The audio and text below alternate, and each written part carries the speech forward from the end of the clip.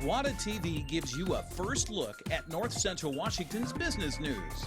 You'll hear from our local business, tech, and education companies as Jenny discusses hot topics and current events with some of the best innovators and pioneers in North Central Washington.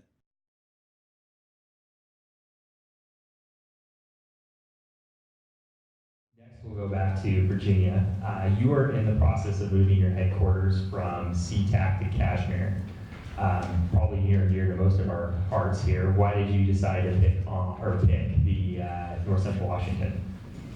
Yeah, so the plan's actually been in motion for a few years, almost since the beginning of the company. Partly because, personally, I just love this area.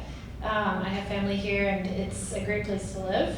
But as a business, it makes a lot of sense as well. So land, labor, electricity, all a lot more affordable than over in King County. The permitting process in Kashmir is extremely fast in comparison to, say, if you were building in Seattle. So there's a lot of just very practical points like that. But we're also just really excited to be in a community that is more agriculture focused. I definitely felt like a fish out of water being in the ag tech space in Seattle. At events, and everyone else is in software, and the investors that I'm speaking with don't really understand what we're doing or who the customer is. People just can't understand that there's billions of dollars of business in fertilizer. It's like this foreign concept to them. And so just being in an agricultural community is something as well that has been a big driver of coming to this area. The electrical side of it, we have the great privilege of being in this beautiful area with a great river that provides a lot of power, and that has driven a lot of, for example, data centers to this area. And we actually are similar in the sense that we have, a lot of energy needs. And now we're very excited about a project that we're doing with Washington State to take waste heat from one of those data centers to heat our insect growing operation. So there's a lot of interesting synergies that are emerging. And we're just really excited to continue to explore that in this area. Definitely, I think one of the things we'd like to be working on is having more customers that are local, doing some research with local growers to see how our fertilizer products might be beneficial for them. So those are all great reasons for us to be located in this area. Thanks, Virginia. This next question is for all of you. Do you think that there is a negative connotation or perception regarding the adoption of technology in agriculture? As a community, how can we face these changes and potential impact of automation as we prepare our kids for jobs in the future? And I guess I don't get who starts. So. What do you mean by negative? I didn't know I was going to put on the spot here. I don't know. I think it's a change, and so I think the industry is changing from a more labor-based industry to something that is done with automated processes or machinery, or the whole concept of precision farming and just using as many limited resources potentially could also decrease the amount of labor that is needed. So I think those are all impacts. And I think especially something that GWATA is focusing on is trying to train young students how to best prepare for a career in one of the industries that is prevalent here in the Valley. Okay, so I guess as a WSU person, I should probably attempt to answer that one. Absolutely, I agree. There is. We've seen this sort of reluctance of people moving into ag, young people moving into ag.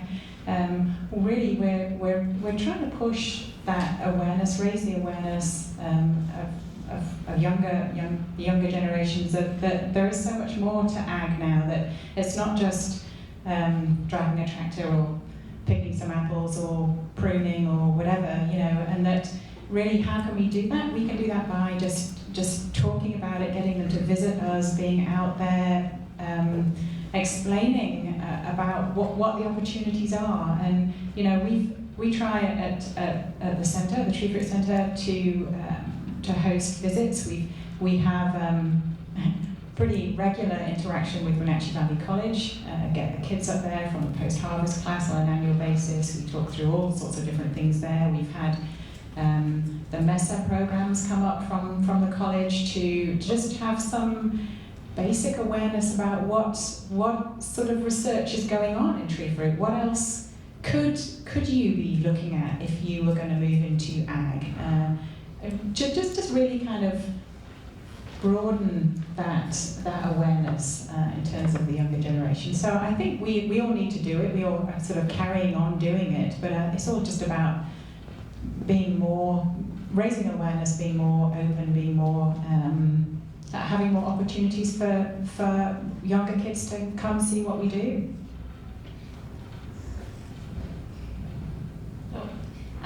I guess I would say my perspective as an entrepreneur in the ag space is a little different because we're very much almost at the opposite end of the spectrum as far as risk taking from a lot of traditional sort of agriculture. And I think technology, sometimes there's that awkward interface where farmers don't have as many opportunities to try new things as they might like just because of the seasonality of the industry or some of the challenges there.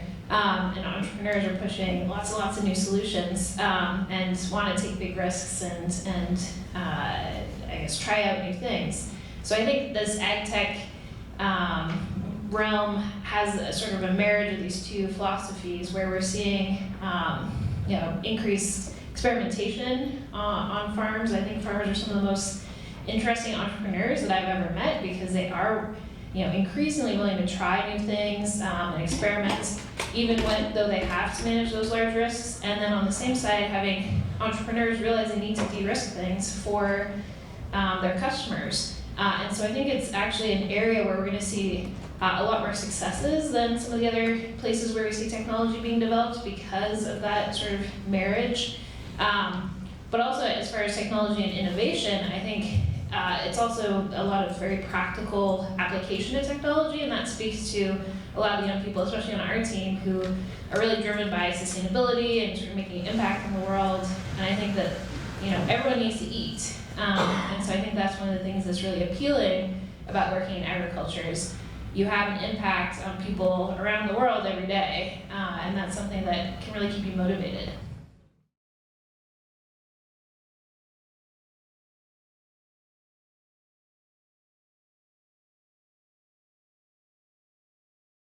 I think there's definitely a disconnect between food consumers and food producers, because when you start sharing these stories, people get excited about all the technology and cool stuff we are using in agriculture, and they can really appreciate what we are trying to do and produce more with less all the time in the face of these challenges. And trying to prepare kids for the future, so a father of 3 young kids, it's on my mind a lot, is what skills are they learning to make them successful in their adult lives. And I think it's a lot of good soft skills that can't be automated. It's a lot of problem solving skills, it's a lot of developing multi-talented individuals that the different talents that I have to work on as a scientist and working in legal and working within HR and financials. You need to build those multiple skills. And also understanding data and statistics will be very important coming through as we do work with a lot of data to inform our decisions, and only getting more and more complex. Thank you. With the technology, we're on the manufacturing side, and last year we looked at a welding robot, and we thought, well, we can bring this in. Well, I've got half a dozen welders, and that's what they do, and they're just like, well, what about us? You start to see that and feel that, and I said, hey, we still need operators for this. It's safer. You're not, on the smoke and that. I said, this year we rolled a robot into an orchard too, and we had several people, gathered around, and they just looked at it. It's like, well, this is going to take our work, and I think that it's hard for them to understand is that they're still going to do work. It's just a better work. You know, it's not such a backbreaking work, and you know, it's important. And I had to talk with them, and it's hard to talk to everybody that rolls out of the orchard with a ladder and goes, "Wow, you know what? It's just taking over."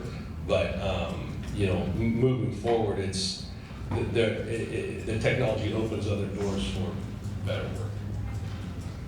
Thanks. So probably have time for just one more short question here before we open it up to questions. You know, I think one of the missions of GWATA is promoting relationships between different organizations. How do you feel that your company works with other tech companies or research institutions or startups? Maybe you'll just briefly comment on some of the relationships and how those relationships are beneficial to your organization. For Stemilt, they're critical in terms of working with WSU, working with the Research Commission, working with the USDA based next to the WSU campus, working with Northwest Port Council, working with service providers. You know, it's a very relational industry. Agriculture is still very relational.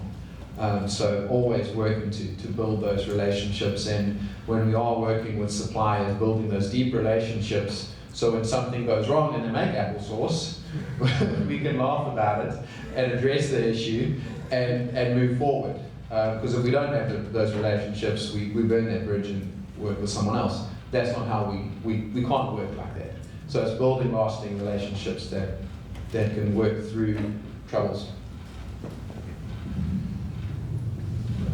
Yeah, really, just I think Rob said it all. You know, we can't survive doing the research that we're doing unless we're working in a collaborative group with representatives of many different companies, different growers, different levels of our industry, and also beyond. You know, it's kind of when you reach out a little outside your industry, you kind of then find a little more innovation that perhaps you hadn't even thought about before. But yeah, you know, it's a hugely collaborative experience working in True Fruit here in the Valley. It's what makes us what we are, really. I agree. Yeah, we it's very important for us to listen to, you know, our growers and not just one. You know, everybody's got a little different outlook and idea and planting and, you know, terrain. Yeah, it's nuts. So it's a constant change, and it's important to stay in the know. To you know, especially with Rob and you know, we work with a lot of different growers and even in other countries, we're constantly, you know, asking questions and what's coming next, and so it's the information is very important. Yeah, I would echo the sentiment that relationships are super important. I think that's just the nature of business. We have a lot of active collaborations with universities, with the USDA. You know, as Ola, one of our scientists here, is saying at the lab in our office space right now, as we wait for the R&D space to get ready, can attest we don't have the resources to do some of the, you know, genomic sequencing and some of these new types of approaches that we want to be applying. So we collaborate with folks that have the facilities and are really specialized, and that's been really powerful for us to develop our technology. We also do a lot of work with government. So the PUD is involved in helping us with some of our efficiency projects and system design. We have work both as a customer, supplier, and investor with Wilbur Ellis, who's a distributor of the types of products that we make. And then we have just a lot of different relationships that we're trying to cultivate, because we're not sure exactly how what we're doing as a supply chain innovation is going to have these ripple out effects. So for example, one of our key investors has a lot of connections in insurance, and we're hoping that what we can do can have some impacts for customers by helping them lower their risk and perhaps save on insurance. These are the kinds of connections you just never know where you're going to get an interesting opportunity or business connection. So we're always trying to build those relationships. I think that's pretty key, and one of the great things that organizations like GWATA can help is build ways for those relationships to become, I guess, more durable and diversified.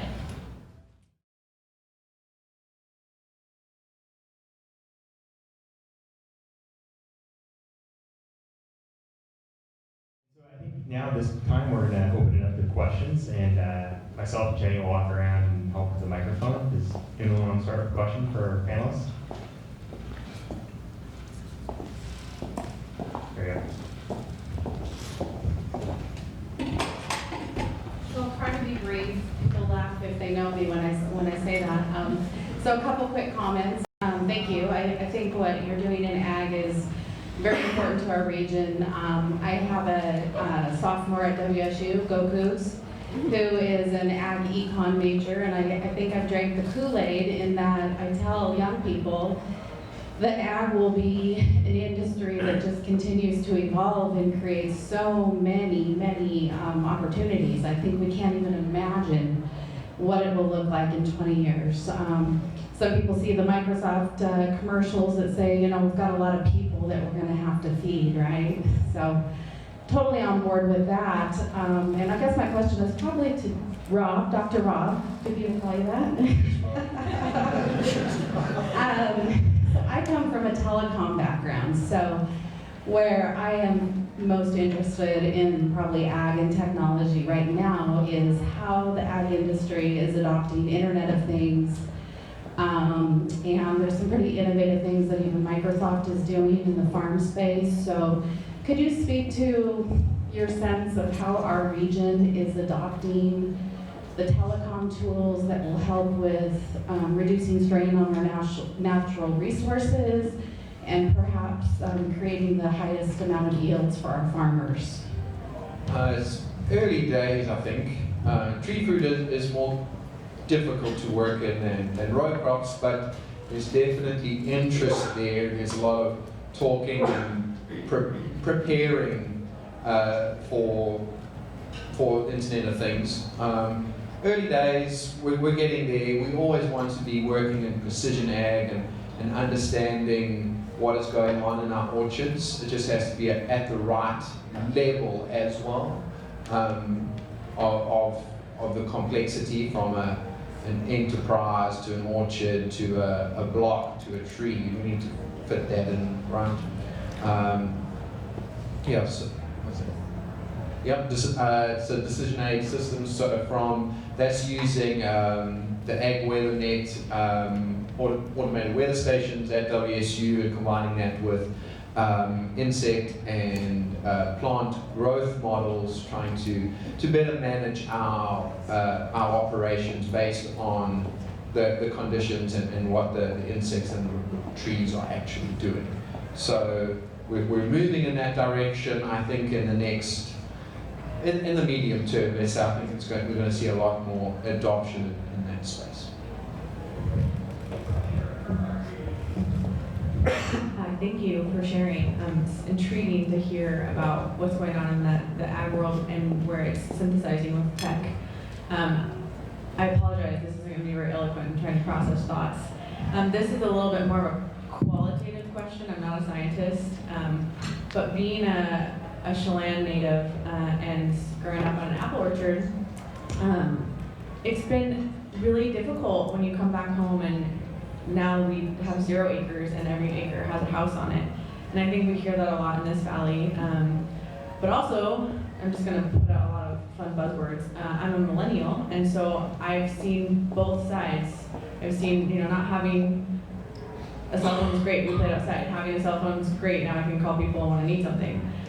Same in the ag world, labor's an issue, mechanization's helping, but it's expensive. And so I guess my question is, how do you protect the cultural identity of the United States? Because ag has such a negative connotation today, and we hear it in tweets, we hear it everywhere. How do we protect that for this valley, but also really embrace that technology is here and it's coming, and there are great thinkers out there right now that are saying, you know, we need to ride this wave and get ahead of it and not let it, you know, force people out. You know, like grandparents or those that decided to be in the family succession plan of running the farm, because it's still integral that we have farmers, and that farming is not just for the family, farming is for feeding the rest of us. That's a weird question, and good luck answering that. I can try it. So I've just came back from Australia talking about AgTech and what we're doing in Washington. So it was very interesting to contrast what their industry is going through to what our industry is going through. So agriculture is still a business. And if you're not making money, you need to find a way to make money or exit. And unfortunately, the cost of production in tree fruit farming is very high in Washington.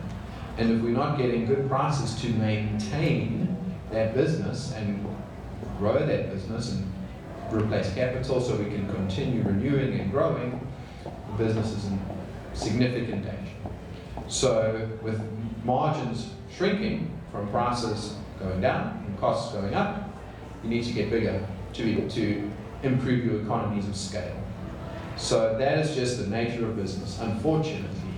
Unless small growers can find a very efficient or lucrative niche, it's going to be very hard to maintain the culture of the 1950s, 60s, 70s, 80s in agriculture.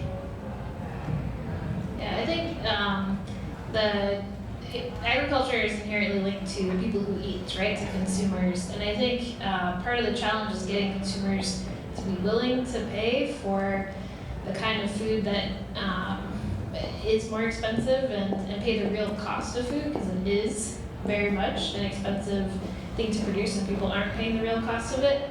And that comes back a lot to education, of course, and keeping people informed about, you know, what that supply chain looks like. And I would say that, you know, there's increasing awareness of how food is produced, and consumers are, you know, demanding certain things from the food supply chain. We just have to make sure that's lining up with the economics in the right way. Absolutely, it is a business, and those business opportunities can create some challenges. So, like an example is the growth of companies like Ugly Produce that has seen a lot of adoption across younger consumers. And for those who aren't familiar, they do delivery of ugly food. And but when you actually look at what they're doing, they're a venture-backed business that is creating, I guess, some new ways of distributing that produce, but it's actually been robbing the supply chain away from food banks and other places where that food was previously going,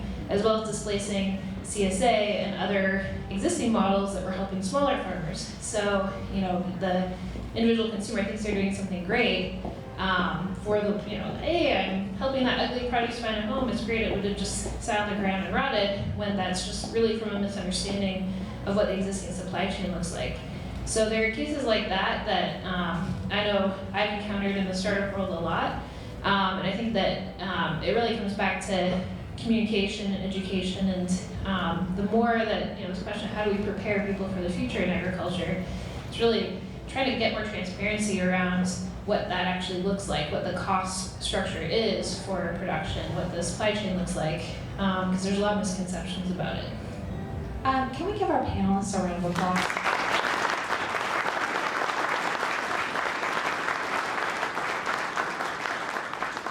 I also want to thank Ryan and Overcast Law Offices for being our presenting sponsor today, along with Office Tech and Viento Ridge Winery. Since 1999, GWATA has served as North Central Washington's Tech Alliance. As a 501c3, our mission is to bring people and technology resources together to create a thriving community. Through our work, we aim to inspire, engage, and connect.